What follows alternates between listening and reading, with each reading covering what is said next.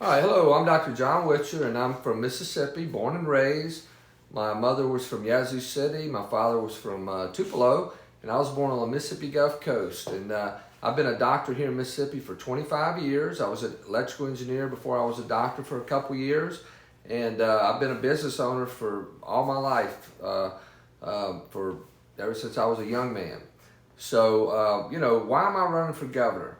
The incumbent, who is someone I voted for and someone I campaigned for, but he's let us down. Okay, he has not fought back against these federal mandates that have come into our state, and so really it's all over COVID.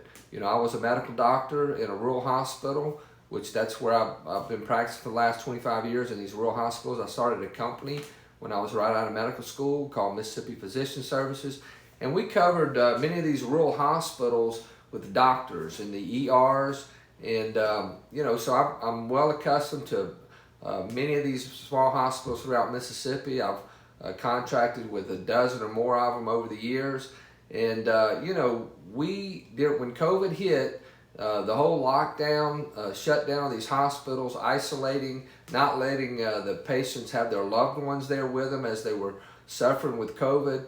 All this didn't make sense, okay? And we asked our governor, we pleaded with him to call a special session in the fall of 21 to get to the bottom of it.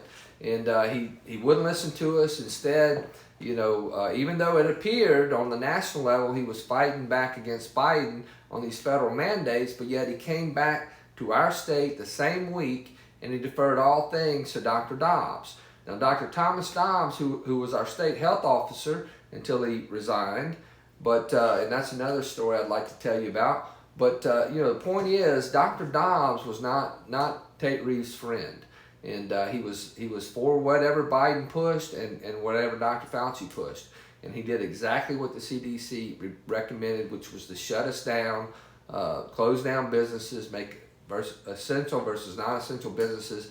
He did all that. He closed the non-essential businesses. He closed the school. He wanted to mask up everyone, including our children, and even closed churches. And so Tate Reeves could have called a special session. We could have got to the bottom of it, and we could have pushed back, and we should have said no.